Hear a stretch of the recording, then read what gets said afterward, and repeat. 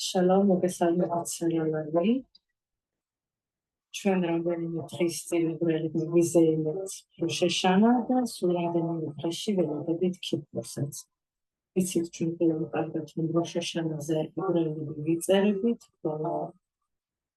ქიპურზე ვიბეჭდებით სიცოცხლის წიგნში. და საერთოდ რა არის სიცოცხლის წიგნები წარმოუდგენია?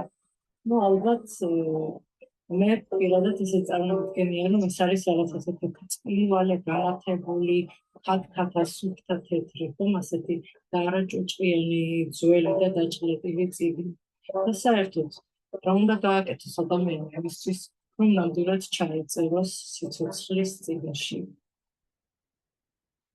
მისათვის ჩვენ ყველამ საკუთარი წვლილი უნდა შევიტანოთ. ჩვენ ყველანი თითქოს და ანგელოზებს მსგავსებით ქიფურზე თეთრებს ვუცმოთ. თუ ეს საკმარისია იმისათვის, რომ სიცოცხლის წიგნში ჩავიწეროთ. სულაც არა გამჩენი გვეუბნება, რომ იმისათვის, რომ სიცოცხლის წიგნში ჩაეწერო, ცხოვრება უნდა დაიწყო ახალი თეთრი ქათქათა ფურცლიდან. რას ნიშნავს დავიწყოთ ცხოვრება ახალი სუფთა ფურცლიდან, სუფთა გვერდიდან. ამისთვის საკმარისი არ არის, რომ ხალხს დავანახო, რომ თეთრი დასაცმელი მოცვია, იმისათვის საჭიროა, რომ ჩემი საკუთარი სული გავიწყო.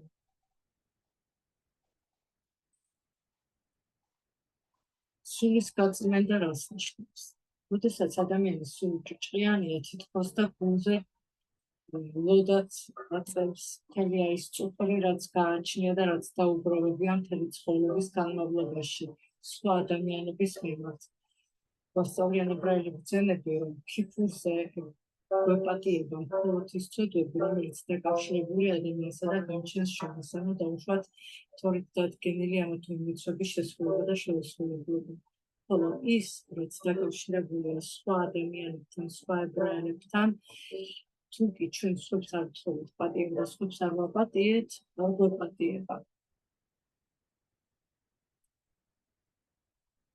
ერთხელ თქვა რაბი მილუბავიჩმა, რომ ანგელოზები სულაც წააგავდნენ, ხოლო ებრაელები ნახოთ.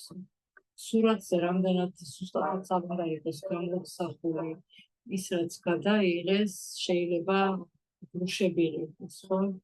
მაგრამ ნახატი, მიუხედავად იმისა, რომ მას შეიძლება სულაც არ იყოს, რომ მთლიანად სიზუსტე, ის შეიძლება ასობით ათასიც ღირდეს და მილიონებსაც, რამდენიმე მილიონებსაც მიაღწიოს ღირებულებაში.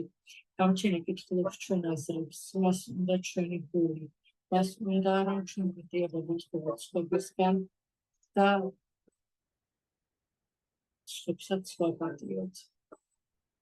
რადგან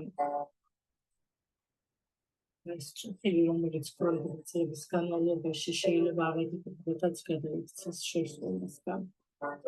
და რა აქვს მნიშვნელობა, ვინ არის ეს მშობელი, შვილი, ახლო ნათესავი, შორეული ნათესავი, თანამშრომელი თუ მეზობელი, რომელიც 30 წლის წინ ცხოვრობდა ჩემთან. თუკი მე ვთვლი, რომ ვინმე რამე მაწყენია, ან თუ ვიცი, რომ ვინმეს რამე მაწყენია და თუნდაც თვლიდე, რომ სულაც არა ვარ დამნაშავე, მოდით მაინც მოვხადოთ ხვებიში, ჩვენ ვთხოვოთ სხვებს პატიება და გამჩენმა ჩვენ ვაპატიოს ჩვენი შეცდომები. და დაგწოვოს გამჩენი და დაგხვეჭდოს დღეგრძელი სიცოცხლის წიგნში. ჯანმრთელი, ბედნიერი, ახალი წელი ყოფილიყოს ყველა ისრაელის შვილისათვის, მთელი მსოფლიოსათვის. ამენ. ქენი ირაცონა.